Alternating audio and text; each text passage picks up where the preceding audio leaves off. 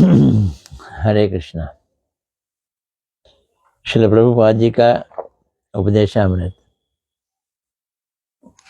आज फ्राइडे है, 20 तारीख 2026। अब 23 तारीख को मैं भी नवद्वीप चला जाऊंगा।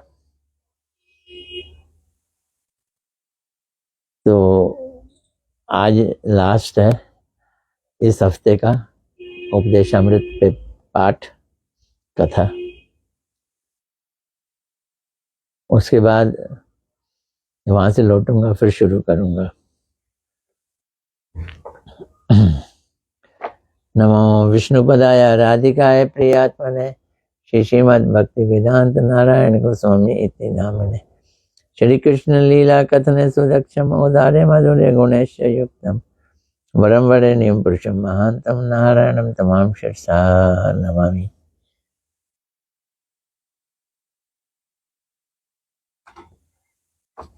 कल हमने श्री प्रभुपाद जी का एक प्रश्न लिया था, हमें कृष्ण का दर्शन क्यों नहीं हो रहा है।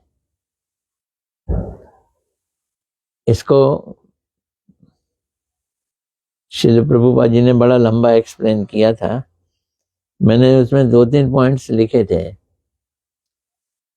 श्री गुरु पाद पद्म का दर्शन नहीं हो रहा, इसलिए कृष्ण दर्शन और कृष्ण सेवा नहीं हो रही। तो सबसे पहले तो अपने गुरुदेव के पाद पद्म का दर्शन करना है। गुरु का चरण कमल कब दिखेंगे? जब उनसे हम अच्छी तरह से श्रवण करेंगे। श्रवण ठीक होने से कीर्तन ठीक होता है, कीर्तन ठीक होने से स्मरण ठीक होता है, और स्मरण ठीक होने से कृष्ण की स्फूर्ति होती है। गुरु के चरणों का आश्रय लो। क्या मतलब है इसका? इसका मतलब है स्वयं को लघु समझो, छोटा समझो। तो ये कल की थोड़ी सी रिपीटिशन करके प्रभुपाद जी की मुख्य बातों को तरोताजा किया। आज का प्रश्न है, क्या गुरु दर्शन होने के बाद भी लघु दर्शन रहता है? गुरु के दर्शन करने के बाद गुरु मैंने भारी, गुरु मैंने बड़ा और लघु मैंने छोटा, फिर भी हम छोटों के दर्शन करते हैं? कभी नहीं। जब गुरु दर्शन किया है तो लघु दर्शन क्यों करेंगे?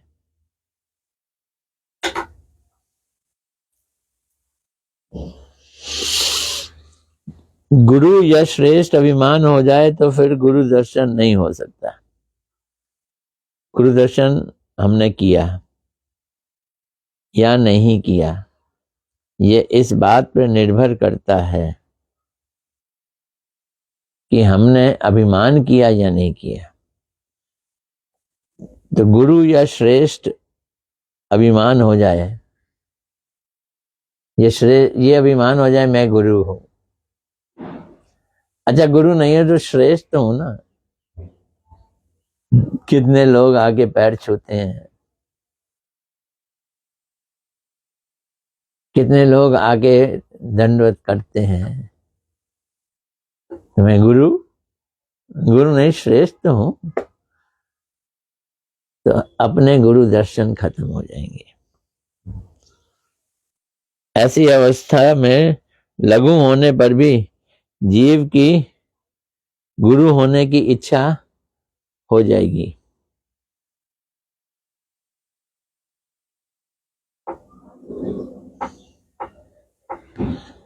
हम हैं लघु,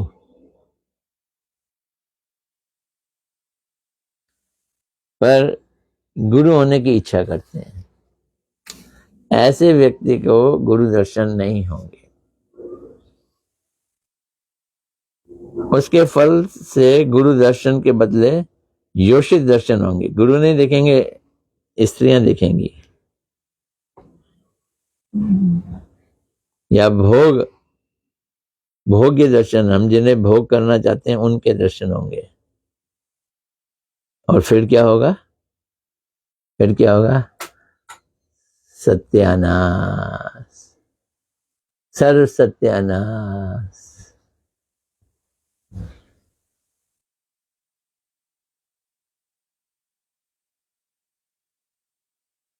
गुरु दर्शन होने पर सर्वत्र गुरु दर्शन होगा। हम जब अपने को गुरु बनाएंगे तो गुरु दर्शन नहीं होगा।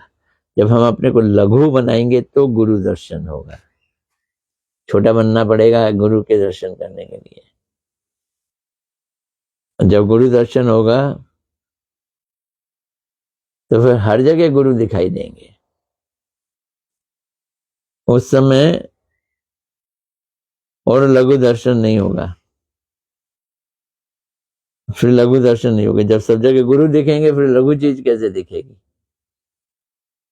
जिस प्रकार आंखों में नीला चश्मा लगाने से, क्या बात है, जिस प्रकार आंखों में नीला चश्मा लगाने से सब कुछ नीला ही दिखाई देता है, ठीक उसी प्रकार गुरु दर्शन दिव्य ज्ञान हो जाने पर सभी के प्रति पूज्य बुद्धि, गुरु बुद्धि, गुरु ज्ञान होगा।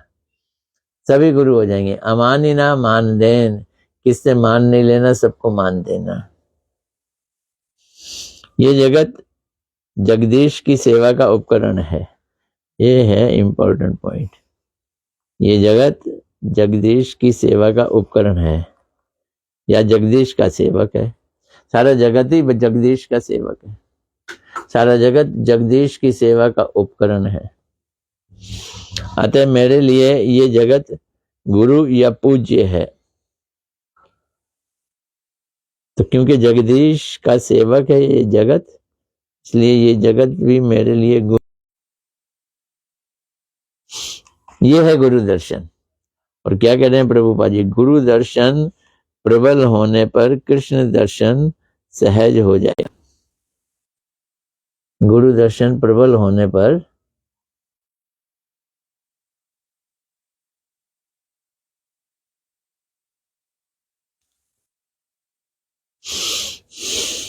कृष्ण दर्शन सहज हो जाएगा।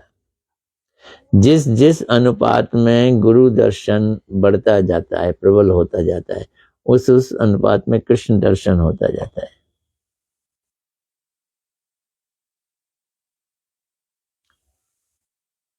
पिता की भोग्या जननी,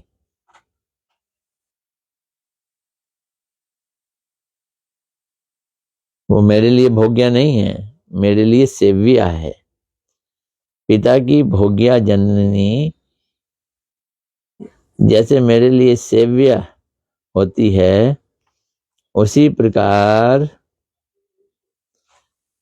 जगत पिता जगदीश्वर का भोग्य या सेवक ये जगत मेरे लिए पूज्य, सेव्य अथवा गुरु है। ये प्रभुपाद जी के बड़े ऊंचे विचार हैं। मेरी माँ मेरे पिता की भोग्या है। मैं कभी सोच ही नहीं सकता मेरे लिए क्या है, मैं सेवक हूं उनका, सेव्या है। ऐसे ये जगत हमारे जगदीश का भोग्य है। जगदीश भगवान इस जगत को भोगते हैं, तो मैं क्या करूंगा? जो भगवान के भोगने की चीज है, जो पिता के भोगने की चीज माता मेरी सेव्या, भगवान के भोगने की चीज ये जगत मेरी सेव्या। सेव्या मैंने जिसकी सेवा करो, जिसकी सेवा करो, तो ये मेरी सेव्य है। तो गुरु हुई मेरी, ये जगत मेरा गुरु है, मैं लघु हूं। तो पिता की भोग्या जननी जैसे मेरे लिए सेव्य होती है, उसी प्रकार जगत पिता जगदीश्वर का भोग्य ये सेवक, भोग्य या सेवक ये जगत मेरे लिए पूज्य सेव्य अर्थात गुरु है। यदि कोई वास्तव में गुरु पदाश्रय करता है और प्रीति पूर्वक गुरु सेवा करता है तो वह निश्चित रूप से कृष्ण सेवा या कृष्ण के विषय में दिव्य ज्ञान या दीक्षा प्राप्त करेगा।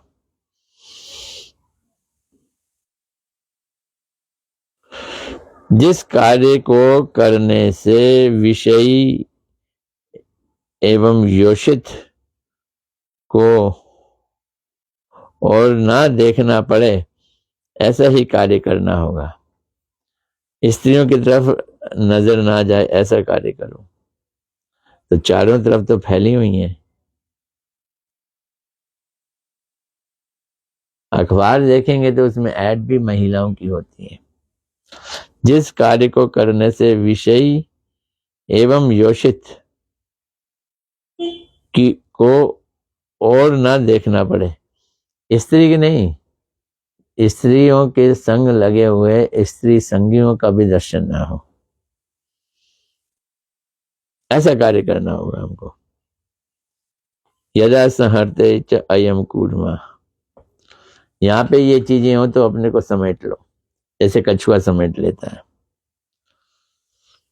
तब कृष्ण योषित के प्रति परम पूज्य गुरु ज्ञान किया जा सकता है। अब कृष्ण की सेवा करने वाली महिलाएं भी आती हैं, हमारे साथ होंगी, जिनको कृष्ण भोग करेंगे। कृष्ण योषित, कृष्ण की स्त्रियां, गोपियां हमारे लिए क्या है? पूज्य हैं। गुरु ज्ञान किया जा सकता है, उनके प्रति गुरु ज्ञान किया जा सकता है। जब हम देखेंगे ये कृष्ण की भोगियां हैं तो उनमें भोग भाव नहीं आएगा। तब मैं योषित का भोगता हूं, ऐसी दृष्टि दूर होने पर भगवान के प्रति सेवा वृत्ति उदित होती है। ये सारी योषित, सारी स्त्रियां कृष्ण की भोगियां हैं तो उनके प्रति हमारी क्या दृष्टि होगी? सेवा वृत्ति उदित होगी। सेवा वृत्ति उदित होगी। सेवा वृत्ति कब आएगी? सेवा वृत्ति कब आएगी? सेवा वृत्ति तब आएगी जब हम सारे जगत को भगवान का भोग्य समझेंगे। भोग्य जिसे भोगा जाए, हम जगत को अपना भोक्ता नहीं समझेंगे।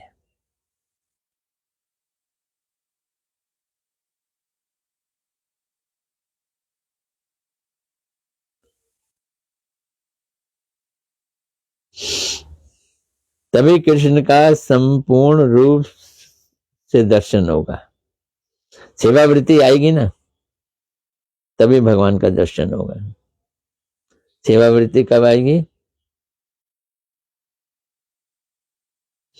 मैं योषित का भोगता हूं, मैं स्त्री का भोगता हूं, ये वाली दृष्टि दूर हो जाएगी, तब सेवा वृत्ति आएगी।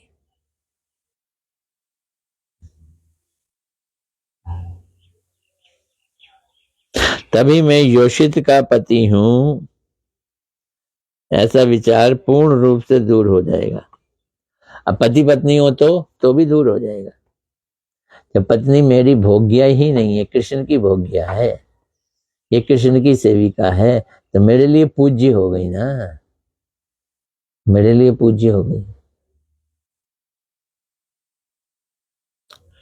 गुरुपाद पद्म का दर्शन करने के बाद भी यदि फिर योषित का दर्शन हो तो समझ लेना चाहिए कि पतन हो गया।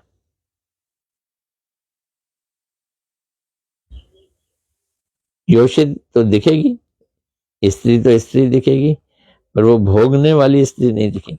भोग्या योषित नहीं दिखेगी, वो कृष्ण की योषित दिखेगी। कृष्ण की भोग्या है, नहीं दिखती है तो इसका मतलब पतन हो रहा है। तभी गुरु सजने की दुर्बुद्धि हो जाएगी। और जब हम फिर देखेंगे ये योषित मेरे भोगने की है तो गुरु बनने की कोशिश करेंगे, बड़ा बनेंगे, तो गुरु सजने की दुर्बुद्धि हो जाएगी एवं साधक का सर्वनाश हो जाएगा। इसलिए कहता हूं कि अपना मंगल चाहते हो तो जो अपना मंगल चाहते हैं वे दृढ़ भाव से श्री कृष्ण के पाद पद्मों का आश्रय ग्रहण करें एवं प्राण देकर गुरु सेवा करें तो उनका मंगल अवश्य होगा। गुरुनिष्ठ भक्त का कभी भी पतन नहीं होता।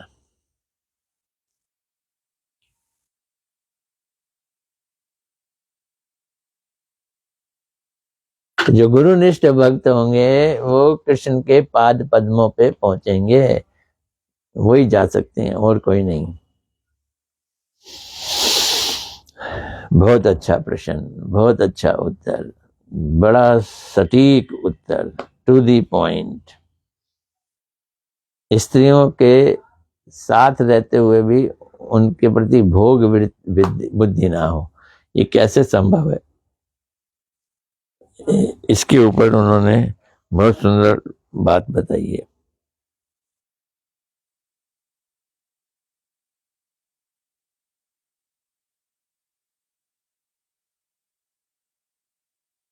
मैं योषित का भोगता हूं, ऐसी दृष्टि दूर होने पर भगवान के प्रति सेवा वृत्ति उदित होगी।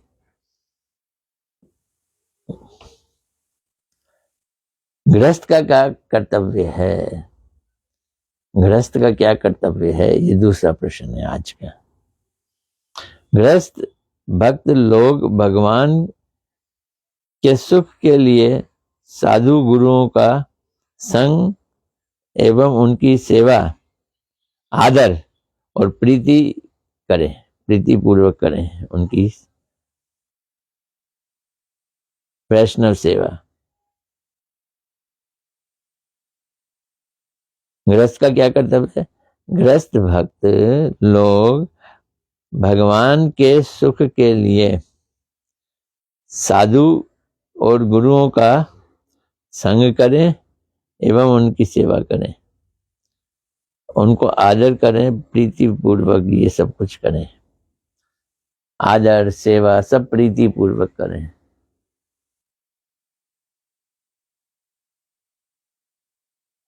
तभी परमार्थिक गृहस्थ होने की योग्यता प्राप्त होगी। कौन से गृहस्थ बनेंगे? परमार्थिक गृहस्थ। हमें संसारिक गृहस्थ नहीं बनना है, तभी परमार्थिक गृहस्थ होने की योग्यता प्राप्त होगी। गृहस्थ भक्त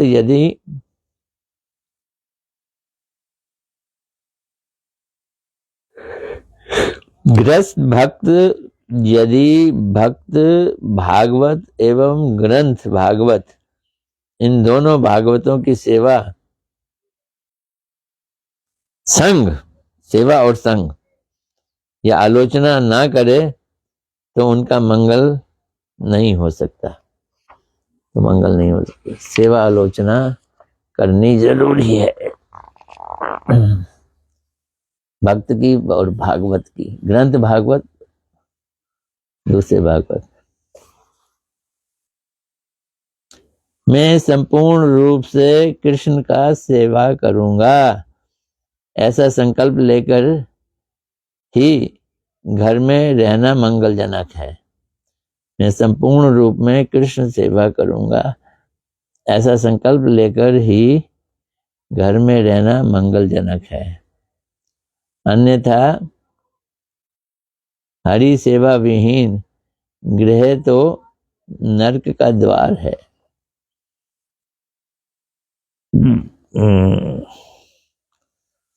प्रभुपाद जी की बातें बड़ी ऊंची हैं, बड़ी ऊंची हैं।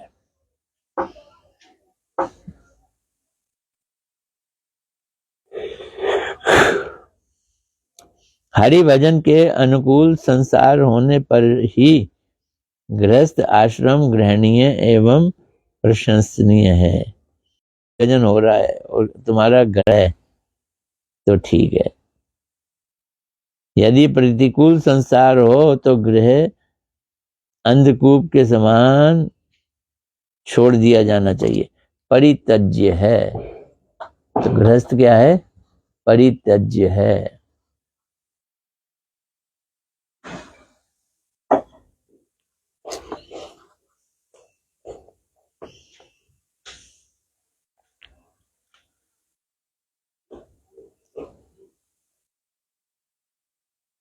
अगर कोई सेवा परायण है गृहस्थ, तो सेवा परायण परमार्थिक व्यक्ति के गृहवास और मठवास में कोई अंतर नहीं है, एक ही बात।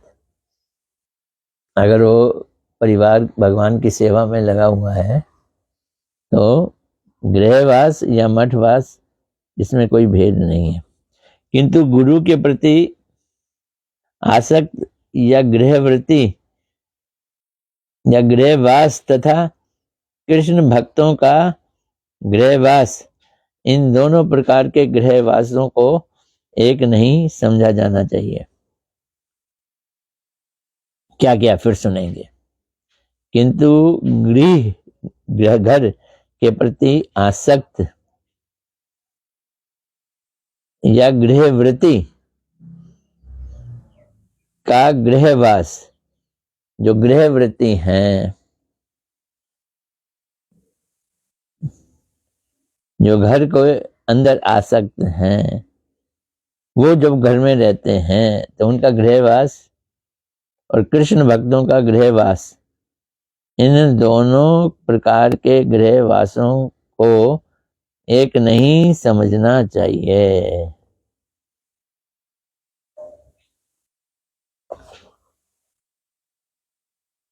जिन्होंने गुरु कृष्ण को ही अपना जीवन बनाया है, ऐसे शुद्ध भक्तों का संग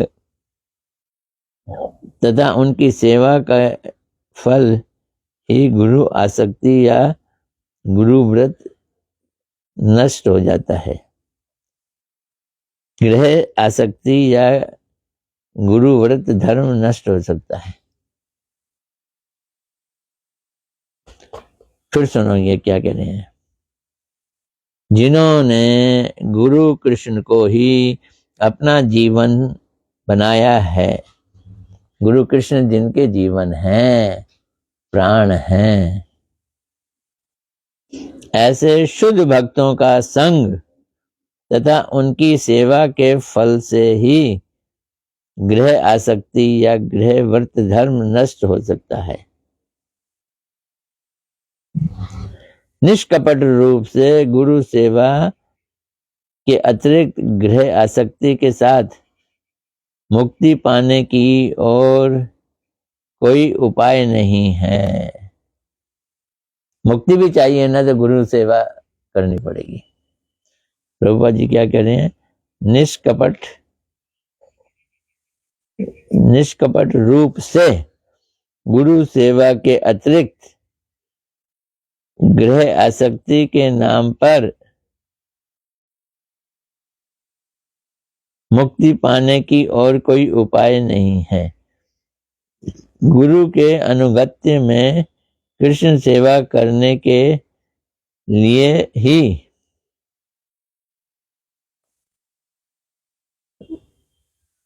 घर में रहना होगा। घर में क्यों रहो भाई? गुरु के अनुगत्य में कृष्ण सेवा करने के लिए ही गुरु गृह में रहना होगा। इस कारण घर रहना है। किस कारण? गुरु वैष्णव सेवा करने के लिए। तो गुरु के अनुगत्य में कृष्ण सेवा करने के लिए घर में रहना होगा। अत्याहार, प्रयास, प्रजल्प, नियम, आग्रह, जनसंग तथा लोल्य से परमार्थिक गण सर्वदा दूर ही रहेंगे। इन चीजों से दूर रहना है। उपदेशामृत लिया है प्रभुपाद जी। अत्याहार नहीं करना, ज्यादा चीजें इकट्ठी नहीं करनी पड़ रही हैं। कहीं जाओ बाहर, वॉशिंग मशीन है, 5-6 दिन के कपड़े धुलते हैं। धोतियाँ 5-6 धोतियाँ, 5-6 कुर्ते, 5-6 बनियाने, अंडरवियर जरूरी हो जाते हैं। अब यहाँ तो कम सर्दी के अलग कपड़े, थोड़ी ज्यादा सर्दी के अलग कपड़े, बहुत ज्यादा ठंड में अलग कपड़े, हर चीज का अत्याहार हो रहा है। कैसे रोका जाए? अत्याहार, प्रयास, प्रजल्प, नियम, आग्रह, जनसंग और लोल्य, ये परमार्थिक गण सर्वदा दूर ही रहेंगे।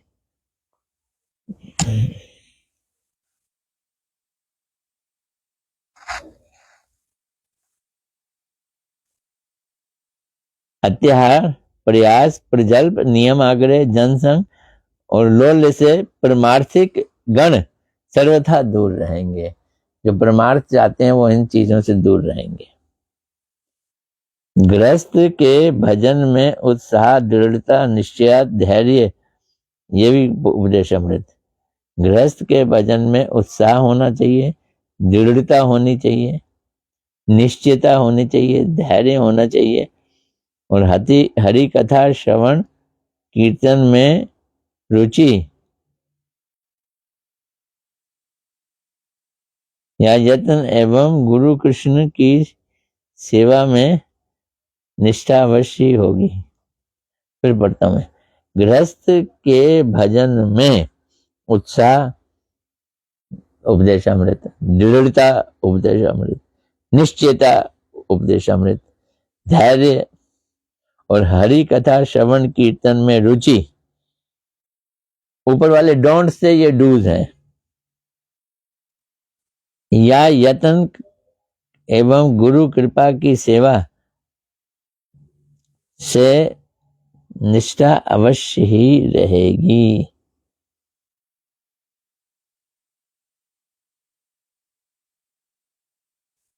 अवैध स्त्री संग, अपनी स्त्री के प्रति अत्यंत आसक्ति या स्त्रैण भाव और दुसंग त्याग करना एवं वाक्य, मन, क्रोध और जीवा, उदर तथा उपस्थ का वेग को दूर करना परमार्थिक गृहस्थ का कर्तव्य है।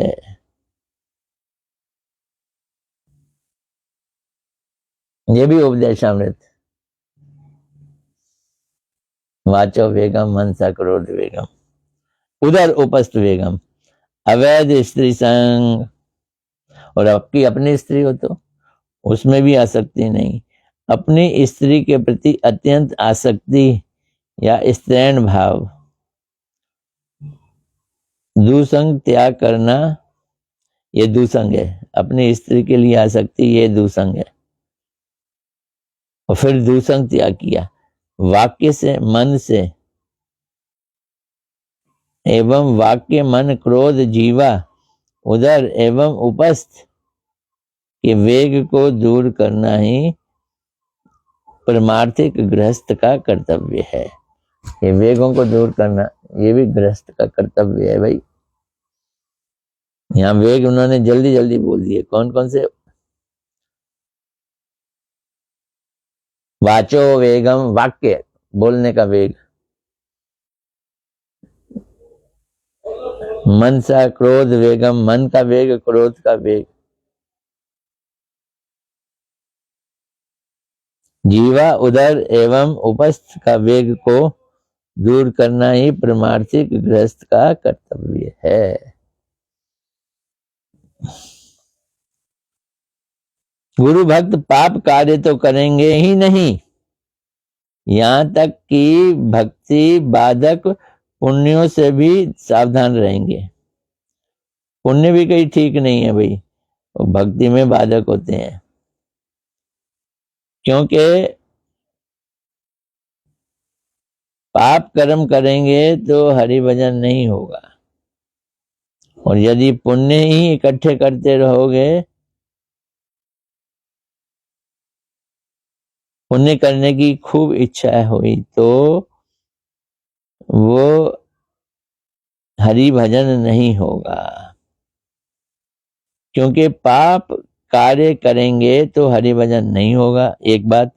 और यदि पुण्य संग्रह करने की इच्छा हुई तो भी हरि भजन नहीं होगा। पुण्य संग्रह करने की भी इच्छा नहीं होनी चाहिए। बाप रे बाप, प्रभुपाद जी कितना स्ट्रेट फॉरवर्ड।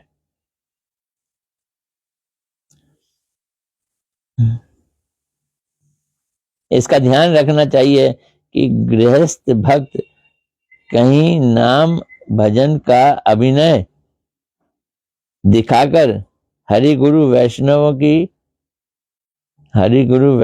की सेवा से उदासीन न हो जाएं। जो लोग गृहस्थ हैं और भजन का अभिनय करते हैं वो गुरु वैष्णव की सेवा के प्रति उदासीन हो जाएंगे। ये नियम है, क्योंकि गृह भक्त के लिए एक शठता के अतिरिक्त और कुछ नहीं है। अगर हम वैष्णव के प्रति उदासीन ना हो जाएं, ये ध्यान रखना है, क्योंकि गृहस्थ भक्त के लिए ये शठता के अतिरिक्त और कुछ नहीं है। ऐसा करने से क्रमशः संसार में ही आसक्त हो जाएंगे। गुरु कृष्ण की सेवा ना करने पर जीवों में भगवान के प्रति प्रीति नहीं हो सकती। तो गुरु कृष्ण की सेवा ना करने पर जीवों की भगवान के प्रति प्रीति नहीं हो सकती। इंपॉर्टेंट बात है। भगवान से प्रीति कब होगी? जब गुरु वैष्णवों की भगवान की भी सेवा करेंगे। तो गुरु कृष्ण की सेवा ना करने पर जीवों की भगवान के प्रति प्रीति नहीं हो सकती। जो सब कुछ त्याग कर सब समय संपूर्ण रूप से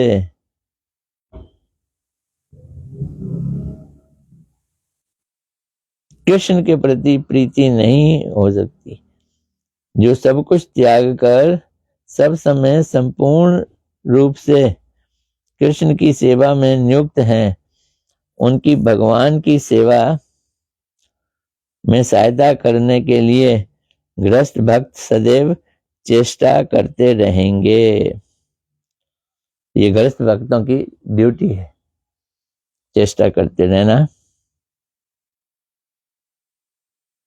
जो भगवान की सेवा में लगे हुए हैं उनको भगवान की सेवा में लगाए रखना, ये गृहस्थ का ड्यूटी है। बड़ा लंबा उत्तर है ये भी। आज 2 में ही हमारा काम हो गया। अब हम यहाँ समाप्त करते हैं अपनी कथा। हरे कृष्णा कृष्णा कृष्णा हरे हरे, हरे राम राम राम हरे हरे। काफी सारे लोग तो दिख रहे हैं, आए तो हैं। रूबी गोस्वामी जी हरे कृष्णा दंडवत। मीनू अरोड़ा जी हरे कृष्णा दंडवत।